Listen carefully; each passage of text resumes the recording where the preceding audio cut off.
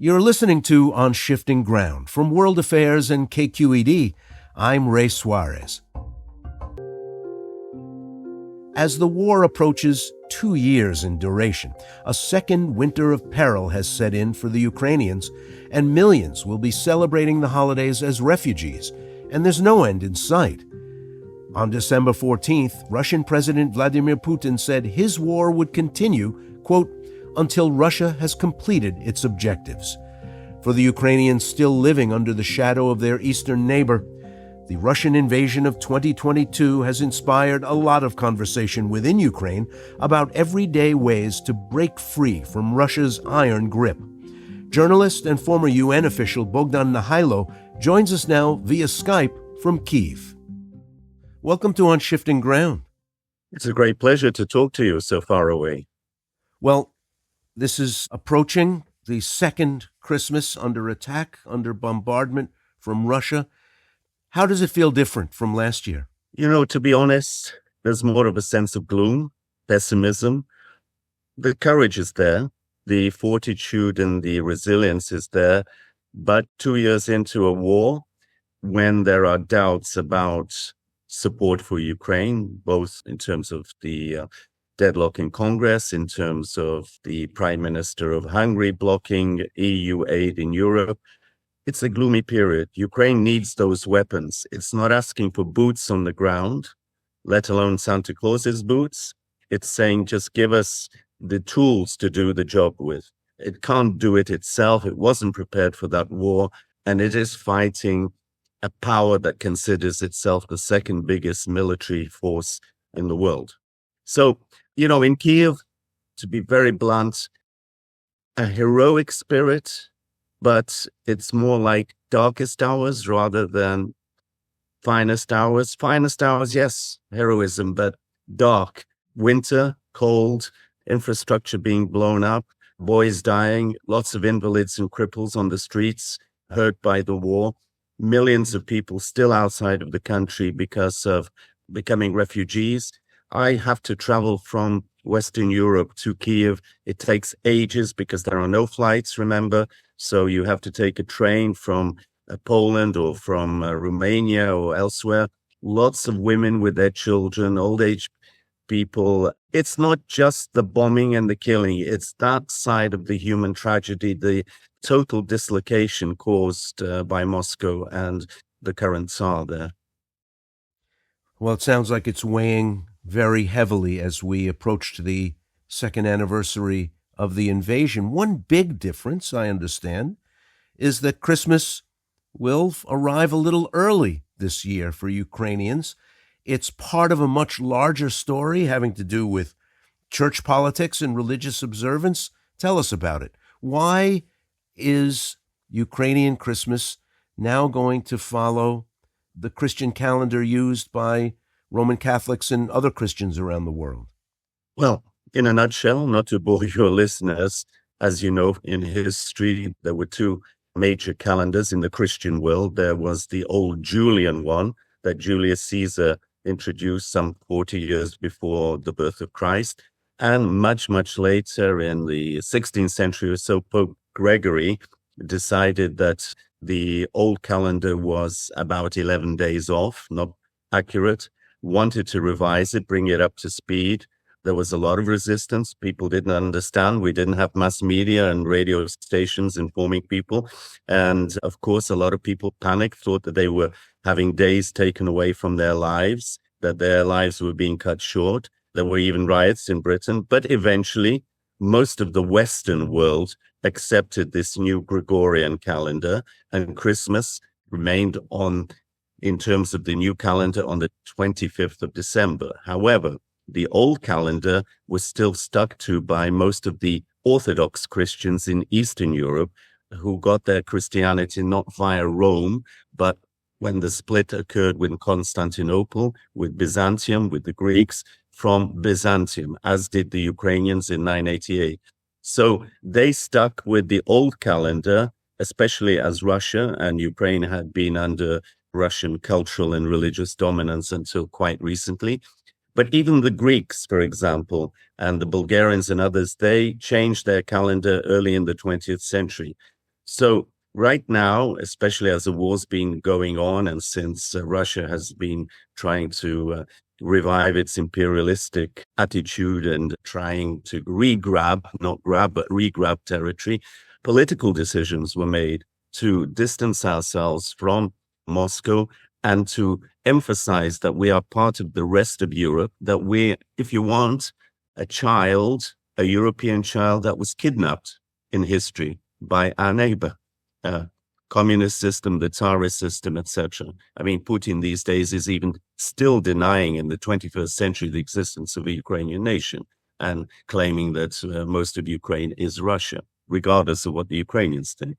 Anyway, as a result of that, in 2017, the Ukrainian parliament, remember this is already several years after Russia had grabbed Crimea and part of eastern Ukraine, decided that they would switch eventually to recognizing Christmas on the 25th of December. It only happened this year because people are conservative in their religious views, and not everybody's keen to sort of forsake the traditions of their parents and grandparents and et cetera, et cetera.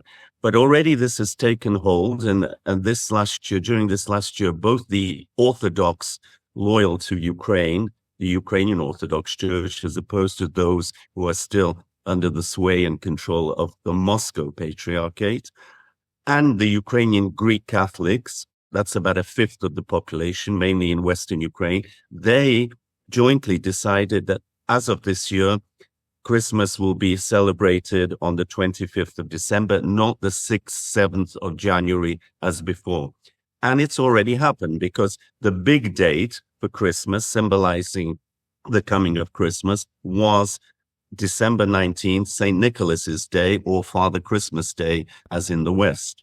So this year, for the first time, St. Nicholas, Santa Claus, Klaus, Nicholas, that occurred on the 5th of December. That's already happened. So that's huge. The 19th would have been traditionally St. Nicholas Day, the day when kids get presents put under their pillows at night, and a magical Father Christmas, not dressed in red but with a white beard, but dressed as a bishop of the Greek church, would come during the night on his sleigh and bring presents.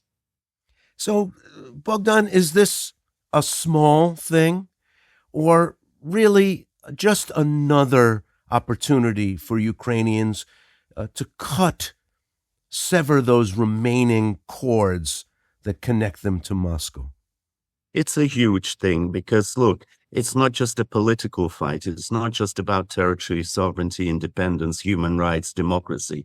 It's about a cultural patrimony and a self-identification. And so Ukraine wants to be part of Europe, the Western world, and America is, a forepost in that Western world. I mean, a vast majority until recently of your immigrants were from Europe. And so those traditions are very strong there. We identify with that. We don't want to be part of Eurasia, of a despotic Moscow rule, following in the traditions of the Tsars, the Commissars, the Brezhnevs and Lenins, and etc., and now the Putins.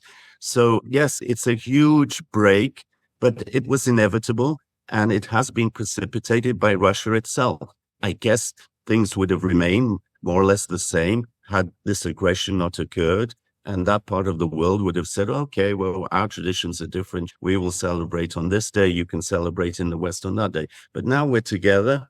And I'm very happy, for example, that we are part of the Western community in terms of not just the Christmas spirit, but civilizational values and respect for human rights, democracy, and just decency, human decency, which should not just be limited, of course, to Europe.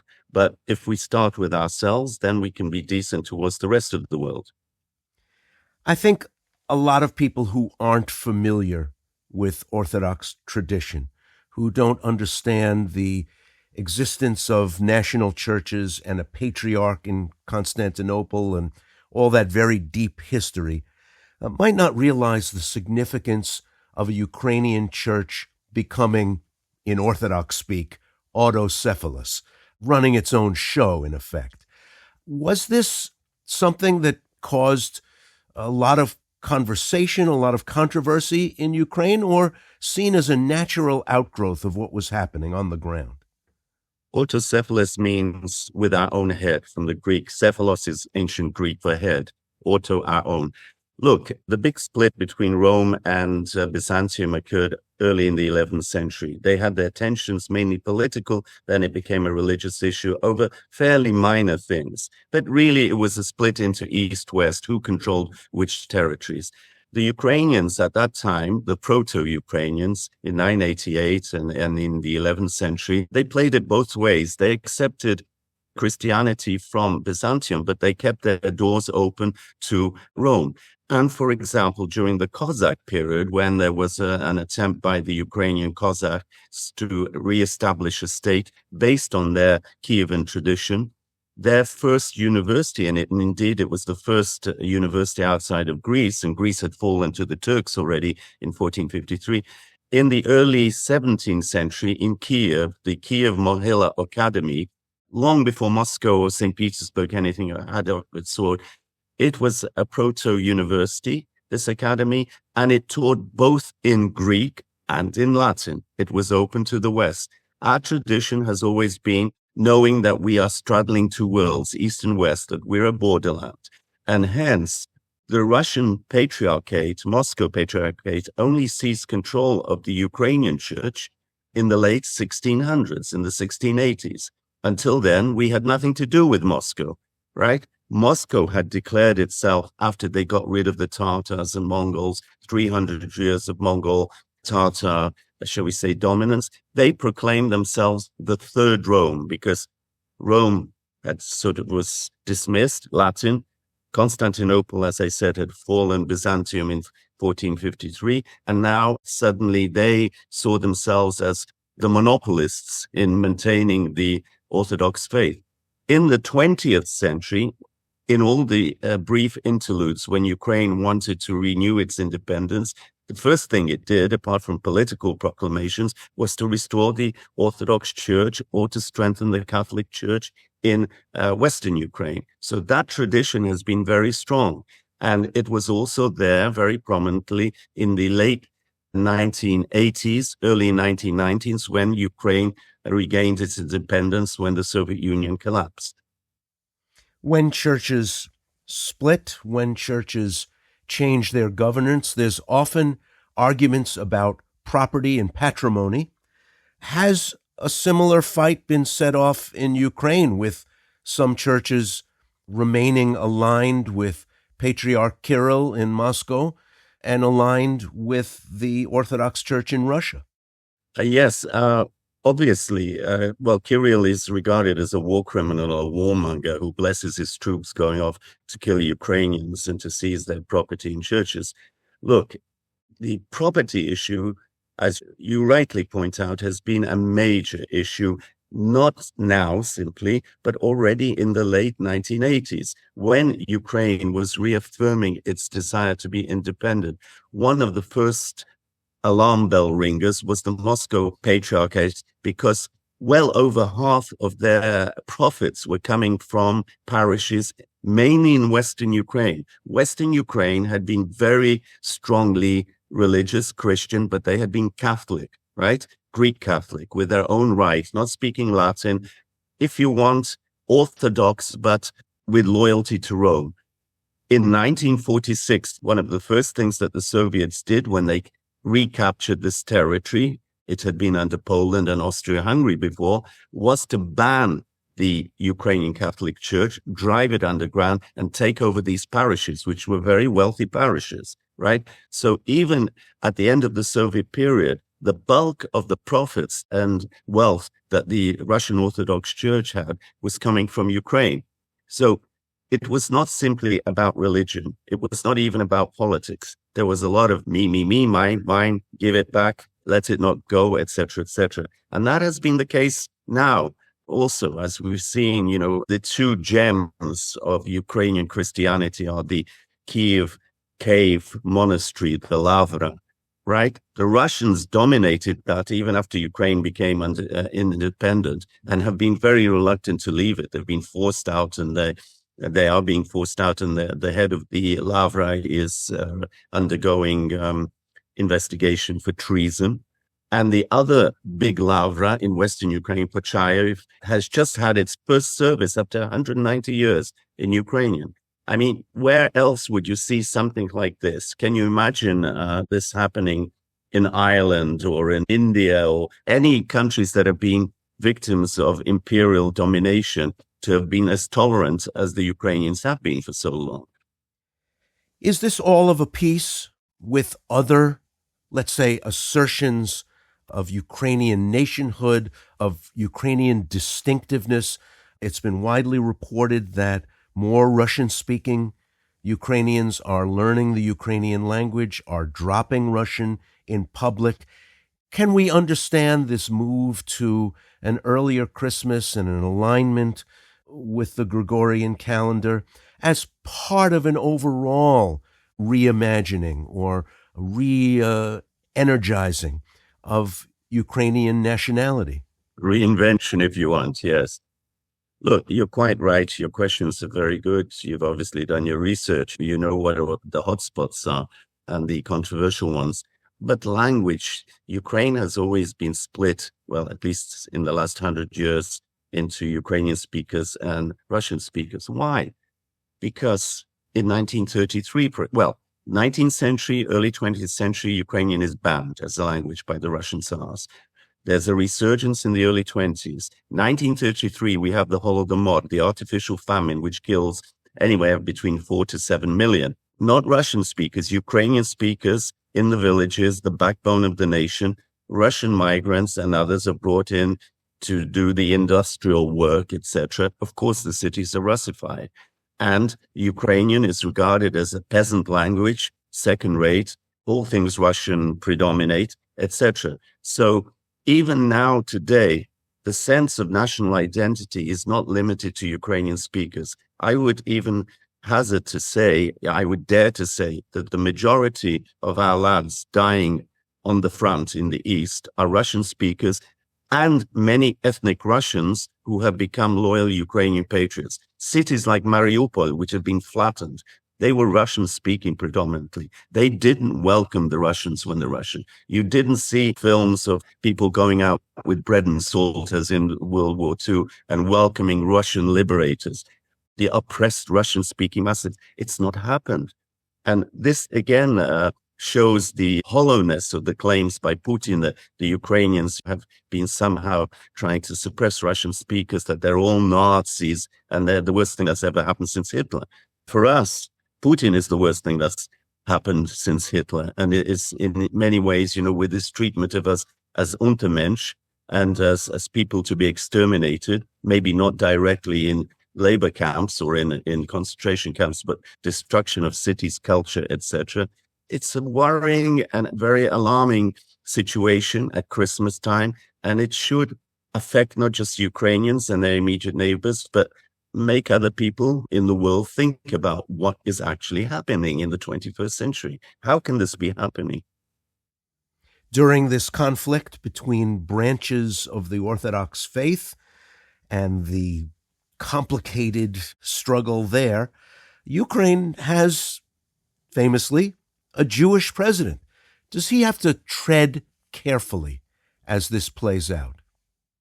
Not really. I think that Volodymyr Zelensky is a very modern person. Ukrainians stick to their religions, whether Orthodox or Catholic or Jewish faith or Crimean Tatar. We have a Muslim defense minister, for example. We had a Russian foreign minister, Klimkin, not so long ago.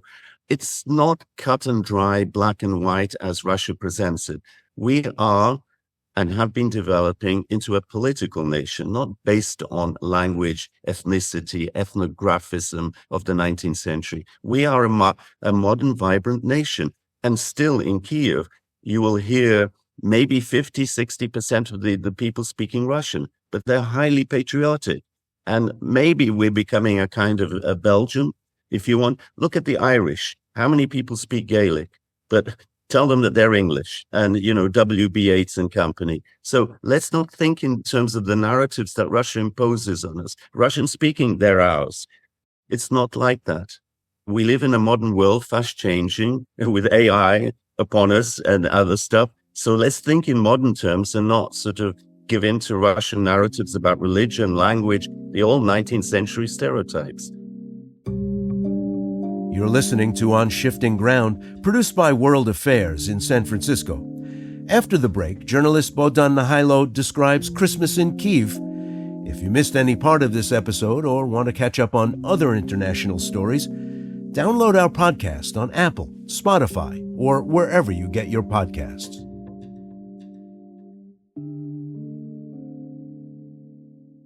Ukraine's capital, Kyiv, has come under repeated attacks in recent weeks. The pressure remains heavy from Russia. For the most part, the air defense systems have done their work, and Kyiv is pretty well protected. I don't want to minimize the terrible losses and the terrible suffering that goes along with being under siege, but the air defense systems have worked generally pretty well. Can people, relax that knot at the back of their neck? Relax a little bit, enjoy this Christmas holiday? Can you go out and shop? Do you feel okay sending your kids out onto the street? What's Christmas going to be like? No matter what day it arrives, what's Christmas going to be like in Kyiv? Look, Christmas in Kyiv is going to be a lot better than in the east or the south of the country because, as you say, it's well protected. But, for example, even cities like Odessa in the south, which the Russians have thought it was theirs with its formerly large Jewish population, etc., it's remained very loyal and Ukrainian. And there are a lot of missile strikes because the Russians are trying to destroy the port infrastructure. You know, Ukraine depends on, among other things, the export of grain. But in the south, and especially in the east, it's very unpredictable. You don't know whether it's a missile or an artillery shell is going to hit you. You don't know if your loved ones are alive, meaning the boys and the fathers who are at the front, or your wives and mothers who are refugees in Poland or Romania or wherever it is. So, as we know from history, Christmas is a time where we hope the spirit of Christmas, not even in a religious sense, but in the sense of human solidarity, the warmth of Christmas, the hope that it brings, that it will overcome these fears and the terror that still lurks whenever you hear a siren. And you know that it's like a needle in a haystack, the chances of that missile hitting you, but it unnerves you in the middle of the night or early morning or at work. Imagine running a newspaper like us with 30, 40 people, and 2 or 3 times a day the sirens go. What do? Do you go down into the basement, or do you sit it out and say, we've heard this so many times, and, existentially just sort of take it as it comes? I think a lot of people have got very used to this terror in the air. But of course, if you have kids, older people, it is very frightening still. What will people preparing a traditional Ukrainian holiday time feast be making a couple of days early this year? And can they get the ingredients? That's a good question. I think in the big cities, they can still get the ingredients. Look, the tradition is on Christmas Eve, which used to be the 6th of January and now is the 24th. The traditional Ukrainian table was supposed to have 12 main dishes symbolizing the 12 apostles, right? No meat dishes on the Christmas Eve, lots of meat on the next day. And supposedly, theoretically, for the non-sinners, no alcohol also on Christmas Eve. And carol singers would come along. I was born in Britain, for example, in a provincial town outside of Birmingham, Wolverhampton. Even we had carol singers. I went as a carol singer on Christmas Eve to Ukrainian families. We had our church service early in the morning. The night before, we'd have our traditional dinner with the candles, with keeping an empty place at the table for those relatives who had passed on, but who were with us symbolically, keeping a wheat sheaf in the corner as a symbol of prosperity, with the father of the house giving each member of the family a piece of bread with honey on it, symbolizing life and prosperity, and etc. Many traditions. Of course, as in with Easter, not all of them are from the modern period, even the Christian ones. They're inherited even from the pagan ones. So Ukraine didn't become a Christian country until 988, as I've said, officially. So lots of pagan tradition that have become national traditions, lots of the folklore. Ukraine is very rich in carols. I mean, one of your most famous carols in the US is Carol of the Bells. That was brought to the US by a Ukrainian choir in the early 20s, the Koshitz choir. So we have a rich singing tradition, which also becomes very amplified during the Christmas period, where there is any number of carols sung and special songs about St. Nicholas, Father Christmas for us, that comes before that, and then with the New Year as well. The Russians, the Soviets, tried to do away with that. They replaced St. Nicholas with a Father Frost, which was their response to Father Christmas, who also came with his Cinderella-like Urka, the what we call her ice maiden, bringing presents, etc. But look, we've survived so long, and Christmas is not a time where we want to be thinking about killing people and even standing our own ground. If possible, it's a period for respite, taking stock of ourselves and our families, our country, thanking in particular all our supporters in other countries, in the US, in Europe, in the free world, who have stood by us, not let us down, and who do not forget us. It's a time also, it's our way of saying thank you and our Thanksgiving as well. Bohdan, Nahaylo, I wish you a peaceful, quiet, and joyful Christmas. Thank you very much, and thank you for showing interest in the plight of my countrymen and countrywomen, and thank you for your support and continuing interest. Bohdan Nahaylo is the chief editor of the Kyiv Post, and he joined us from the Ukrainian capital.